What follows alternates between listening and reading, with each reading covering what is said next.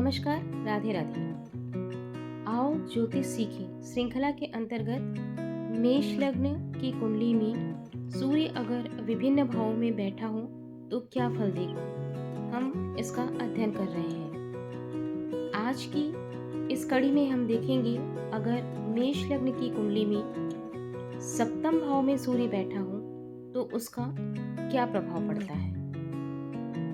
साथ ही यह भी जानेंगे कि सूर्य की सातवीं दृष्टि जब लग्न पर अर्थात प्रथम भाव पर पड़ती है तब इसका क्या असर होता है। मेष लग्न और सूर्य का स्वभाव। मेष लग्न बहुत ऊर्जावान है क्योंकि मेष लग्न का स्वामी मंगल देव है। मेष लग्न के जातक तेज, जल्दी निर्णय लेने वाले और लीडरशिप की क्वालिटी रखने वाले माने जाते हैं। तो वहीं सूर्य आत्मविश्वास, सम्मान, प्रतिष्ठा, अहम और अथॉरिटेटिव ग्रह माना जाता है। जब ये दोनों गुण आमने सामने आते हैं तो जीवन एक स्पीड से चलने लगता है और इसके साथ साथ जीवन में कुछ कठिनाइयाँ भी आती हैं, या आप कह सकते हैं कि जीवन में परीक्षा की घड़ी भी आती है। सप्तम भाव में सूर्य वैवाहिक जीवन में क्या असर देता है। जैसा कि आप सभी जानते हैं कि सप्तम भाव पति पत्नी, विवाह और साझेदारी का भाव है। जब सूर्य यहाँ बैठकर रिश्तों में गर्मी लाता है, अर्थात कभी कभी थोड़ा तनाव, झुंझलाहट या अधिकार का भाव पैदा कर देता है। बृहद पराशर होरा शास्त्र भी कहता है कि सूर्य सप्तम में हो तो कभी कभी अहम के कारण संबंधों में खींचातानी होने लगती है। जातक को सम्मान चाहिए और अगर जीवन साथी से सम्मान नहीं मिलता तो उसे यह बात दुख पहुंचाती है। अगर सूर्य सप्तम में बैठा है तो यह आपके जीवन साथी का स्वभाव भी बताता है। आपके जीवन साथी का स्वभाव थोड़ा तेज हो सकता है, वह आत्मसम्मानी हो सकता है और अपनी बात पर अड़े रहने वाला भी हो सकता है। ऐसा व्यक्ति कभी भी किसी का दबाव पसंद नहीं करता। चूँकि सातवां भाव पार्टनरशिप का या कारोबार का भी है और जब सूर्य यहाँ बैठा होता है तो सूर्य साझेदारी में मैं आगे रहूँगा इस प्रकार की सोच को बढ़ा देता है। अगर साथ वाला पार्टनर मजबूत है और समझदार है तब तो आप दोनों का मिलकर काम करना आपके काम में, आपके व्यवसाय में तेजी लाएगा। लेकिन अगर आपका पार्टनर कमज़ोर है तो आप दोनों के बीच में कार्य या व्यवसाय को लेकर के सहमति नहीं बन पाएगी और इस कारण आप दोनों के बीच में लड़ाई या किसी बात की असहमति को लेकर के झगड़े जैसा माहौल बनेगा। इस योग वाले लोग खुद लीडरशिप करना ज़्यादा पसंद करते हैं। तो अगर आपका सूर्य सातवें भाव में है और अगर आप पार्टनरशिप में व्यवसाय करते हैं तो इस बात का आप ध्यान रखें। चूँकि ऐसा जातक स्पष्ट बोलने वाला होता है और मंगल और सूर्य दोनों की ऊर्जा होने के कारण तेज वाला होता है, इसलिए कई बार लोगों को ऐसा लगता है कि जातक ओवर कॉन्फिडेंस रखता है और थोड़ा अहम का भाव भी है। आइए अब जानते हैं कि अगर सूर्य सातवें भाव में स्थित हो तो जातक के स्वास्थ्य पर इसका क्या असर होता है। सूर्य यहाँ पर जातक का पित्त बढ़ा सकता है, गुस्सा, सिर में गर्मी और ब्लड प्रेशर जैसी प्रवृत्तियाँ जातक में हो सकती हैं। साथ में दाम्पत्य स्वास्थ्य में भी उतार चढ़ाव आने की संभावना होती है, खासकर अगर जातक का शुक्र कमज़ोर हो। सूर्य की सातवीं दृष्टि लग्न पर अर्थात पहले भाव पर पड़ता है। इससे जातक का व्यक्तित्व तेज और प्रभावशाली होता है। चूँकि सूर्य की पूरी दृष्टि लग्न पर जाती है इसलिए व्यक्ति का चेहरा, उसका व्यक्तित्व, उसकी उपस्थिति बहुत दमदार होती है। लोग उसे अनदेखा नहीं कर पाते हैं। ऐसे जातक का आत्मविश्वास इतना अधिक होता है कि लोग कभी-कभी जातक को अहंकारी समझ लेते हैं। जातक की राय सामान्य से ज़्यादा मजबूत होती है। नेटिव हमेशा यह चाहता है कि उसे ही हर जगह लीडरशिप करने का मौका मिले। हर काम, हर स्थिति में वह चाहता है कि मार्गदर्शन देने का अवसर या किसी विषय पर निर्णय देने का अवसर उसे ही मिलना चाहिए।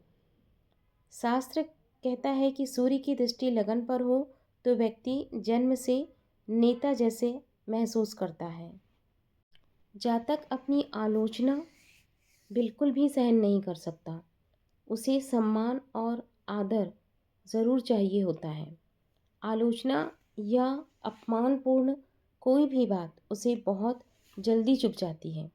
इसलिए जातक का अपने हर संबंधों में टकराव होने की संभावना बहुत अधिक हो जाती है। चूँकि सूर्य का सीधा 7वां असर लग्न पे पड़ रहा है, इसलिए लगन पर सूर्य की दृष्टि शरीर को गर्म बनाती है। जातक को बहुत जल्दी गुस्सा आता है, बहुत जल्दी थकान, सिर दर्द, आँखों में गर्मी, यह सारी चीज़ें समय समय समय पर उसे महसूस होती रहती हैं। चूँकि सूर्य सप्तम में बैठा है, तो रिश्तों में मेरा सम्मान होना चाहिए, यह वाली भावना जातक के मन में बहुत अधिक होती है। और साथ में मैं जैसा हूँ वैसा ही रहूँगा और मैं ही सही हूँ वाली भावना भी जातक के अंदर पाई जाती है। इस कारण कभी-कभी विवाह और साझेदारी में एक स्ट्रगल वाला रिलेशनशिप हो जाता है।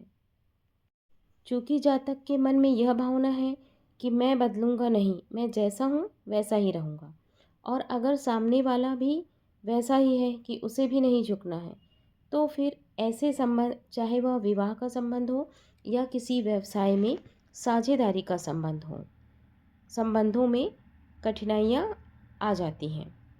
लेकिन अगर यही जातक धैर्य और समझदारी से काम करे तो वह अपनी लीडरशिप क्वालिटी के ज़रिए अपने स्वयं के व्यक्तित्व को और साथ में अपने व्यक्तित्व के जरिए अपने व्यवसाय को बहुत ही अधिक प्रतिष्ठित कर सकता है और साथ में स्वयं के लिए अत्यधिक सम्मान प्राप्त कर सकता है।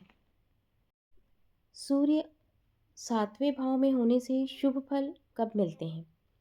यदि शुक्र मजबूत हो तो दाम्पत्य जीवन बहुत अच्छा चलता है। यदि गुरु सूर्य को देखे तो अहम की भावना कम हो जाती है और संबंधों में शांति आती है, चाहे वह वैवाहिक संबंध हो या व्यावसायिक संबंध हो। यदि हम D9 में अर्थात नवांश में देखें और अगर वहाँ पर सूर्य की स्थिति अच्छी हो तो इनका वैवाहिक जीवन अत्यंत सुखद होता है। चंद्र मजबूत हो तो गुस्सा और गर्मी दोनों शांत हो जाता है। आइए अब हम जानते हैं सरल उपाय जो कि शास्त्रीय और व्यवहारिक हैं। सुबह सूर्य को जल अवश्य दें। आदित्य हृदय स्रोत का या गायत्री मंत्र का पाठ करें। अगर आप गायत्री मंत्र का पाठ करने जा रहे हैं तो संकल्प अवश्य लें। अपने अहम को नियंत्रित करें। अगर सूर्य का प्रभाव आपके दाम्पत्य जीवन पर पड़ रहा है तो सोमवार को शिव पार्वती की पूजन करें। साथी की बात को धैर्य से सुनें। यह इस योग का सबसे सरल उपाय है। यदि सूर्य का प्रभाव आपके व्यावसायिक या पार्टनरशिप जीवन पर पड़ रहा है तो आप दोनों मिलकर यह तय करें कि कौन किस कार्य को करेगा। हर निर्णय लेने में दोनों की सहमति रखें और दोनों ही पार्टनर सूर्य को जल अर्घ करें। इस प्रकार आज हमने देखा कि मेष लग्न में सप्तम भाव का सूर्य व्यक्ति को तेज लीडरशिप क्वालिटी, सम्मान और शक्ति देता है। लेकिन अगर यही सूर्य संतुलित ना हो या पीड़ित हो तो दाम्पत्य जीवन में तनाव, अहंकार की टकराहट और व्यवहार में कठोरता ला सकता है। सूर्य की दृष्टि लग्न पर हो तो व्यक्ति का व्यक्तित्व चमकदार बन जाता है। बस आवश्यकता इतनी है कि वह अपने संबंधों में गर्मी नहीं लाए, बल्कि प्रकाश फैलाए। संयम, संवाद और शांति, इनसे ही यह योग बहुत अधिक शुभ बन जाता है। हमारे द्वारा दी गई यह जानकारी आपकी कुंडली में कितनी सटीक है, कमेंट बॉक्स में अवश्य लिखें। इसी प्रकार से और अधिक जानकारी प्राप्त करने के लिए और साथ में आओ ज्योतिष सीखें श्रृंखला को आगे बढ़ाने के लिए हमारे YouTube चैनल को सब्सक्राइब करें, लाइक करें और शेयर अवश्य करें।